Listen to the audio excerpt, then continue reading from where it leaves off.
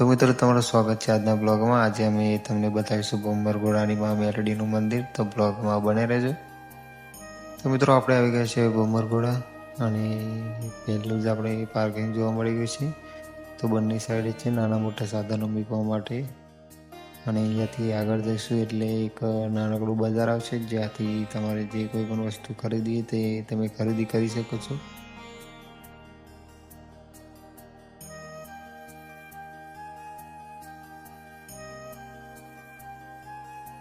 તો મિત્રો અહીં રવિવારના દિવસે ઘણું બધું પબ્લિક આવે છે માતાજીના દર્શન કરવા, અને અહીં એવું કહેવામાં આવે છે કે જે પણ માનતા રાખો એ પૂર્ણ થાય છે। તો મિત્રો તમે જેવા જ મંદિર નજીક આવશો તમને એક આવો સરસ મજાનો ગેટ જોવા મળશે।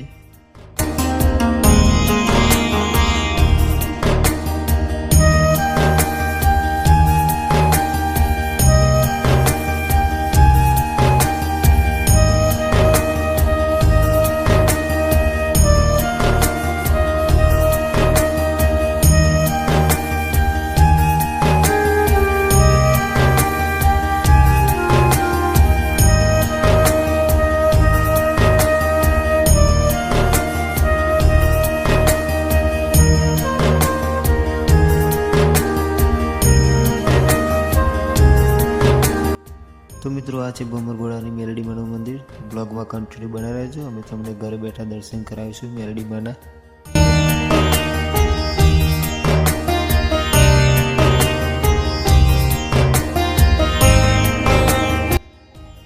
તો મિત્રો આપણે આવી ગયા છે મંદિરની અંદર, તમને ટૂંક જ સમયમાં માતાજીના દર્શન કરાવીશું। અને આજે રવિવારના કારણે ઘણું બધું પબ્લિક આવે છે માતાજીના દર્શન કરવા માટે। તો મિત્રો તમે ઘરે બેઠા મેલડીમાના દર્શન કરી શકો છો।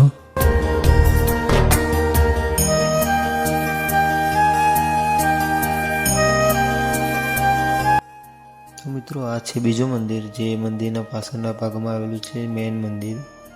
તો અહીં પણ તમે દર્શન કરી શકો છો, હું તમને લાઈવ દર્શન કરાવીશ ઘરે બેઠા। તો મિત્રો બ્લોગમાં કન્ટિન્યુ બના રહેજો, મજા આવશે।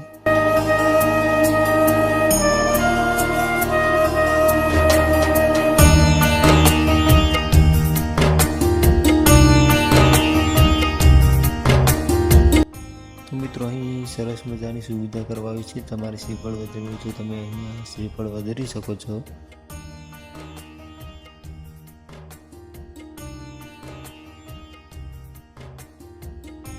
તો મિત્રો આ મંદિરે ઘણા બધાની મનોકામના પૂર્ણ થાય છે, કોઈ ખાલી હાથે જતું નથી। તો તમે પણ આવજો એકવાર માતાજીના દર્શન કરજો, તમારી પણ મનોકામના પૂર્ણ થશે। તો મિત્રો આ છે હવનકુંડ, અને તમે આના પણ દર્શન કરી શકો છો, જે ઘણા બધા ભક્તો હવન કરી રહ્યા છે।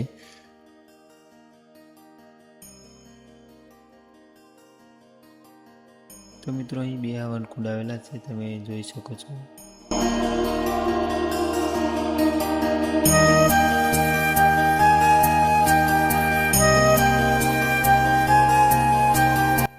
તો મિત્રો આ છે મંદિરના બહારનો નજારો, તમે જોઈ શકો છો।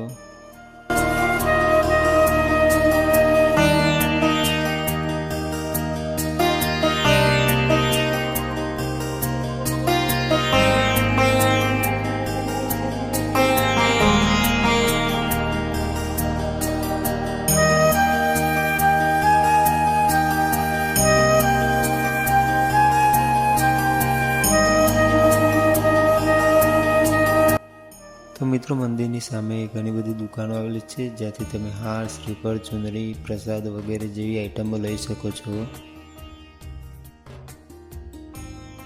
તો મિત્રો માતાજીના ફોટા અને નાસ્તાની જેવી ઘણી બધી દુકાનો આવેલી છે, જ્યાંથી તમે ખરીદી કરી શકો છો। તો મિત્રો આપણે મંદિરે દર્શન કરીને નીકળી ગયા છે બજાર બાજુ, તો બ્લોગમાં બને રહેજો।